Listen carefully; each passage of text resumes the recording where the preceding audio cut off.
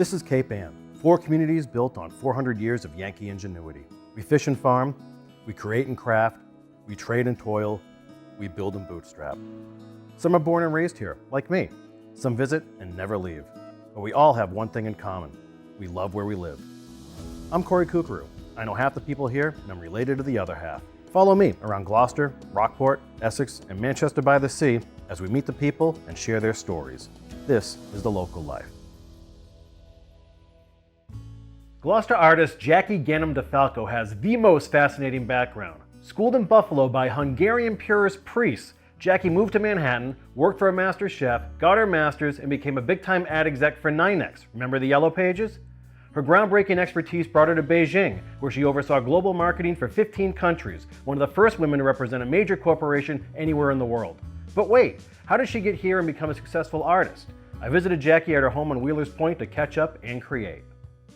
So we go back a ways, but I was thinking about this before we sat down and talked. I just want to follow your career arc a little bit now.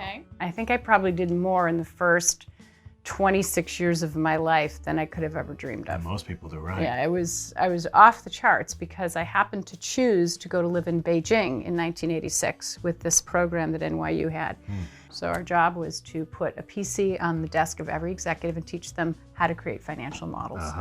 And then figure out how to grow the business into new areas. So I was sent over to build the region. I had 15 countries that I was responsible for. So I went back to New York after my wonderful rotation in Asia, and I worked in the Yellow Pages division. Our office was across from the World Trade Center in 1993. So world events, the first World Trade Center bombing. The company had bought a building in Middleton, and they said, sorry guys, I know you're all Madison Avenue advertising people, but you're going to Middleton. You're going to the sticks. There's 17 cows there, you'll feel right at home. I'm like, okay.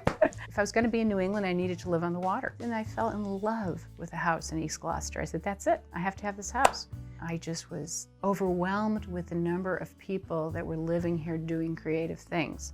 And it's almost like, if you're not, it's hard to even be part of the community. Either you have to love it and collect it, or you have to be making it, but you have to be connected to this incredible creative. It's just in the DNA of this place. And the day that I closed on that house, I met my husband in my living room, and there begins the creative journey. We were collecting sea glass, and I'm like, what am I gonna do with all the sea glass? And I'm thinking, you know what? Gloucester needs more things that are indigenous for people that come here that want to take something away. I mean, that's the marketing side.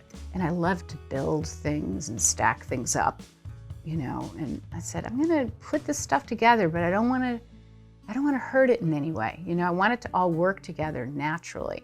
Mostly it was my own design palette that got me off the ground, and I love fashion, I love, colors, and I was willing to just put myself out there. I mean, what could happen? I just had to give it a try.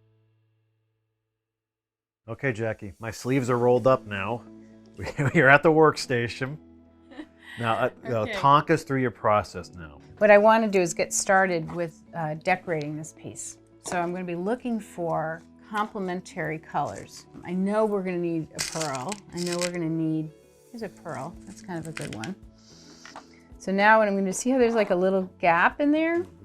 So I'm going to use that to kind of close the gap and decorate it. And that way it gives it a little bit of a smoother look. But you think of the sea glass and then the comb backing and then the beads and the wire. Yeah, and these are the simplest. I picked out the simplest pieces for you. There's some pieces that are a lot more complex. Some of the earrings that require drilling. Well, now when you wake up every day, are you just driven to create? I actually mostly create at night. It's like a treat for me after a day of doing other things. But I feel like I'm freer at night to create. Like I've freed my brain up from all the other clutter and I can make room for the creativity.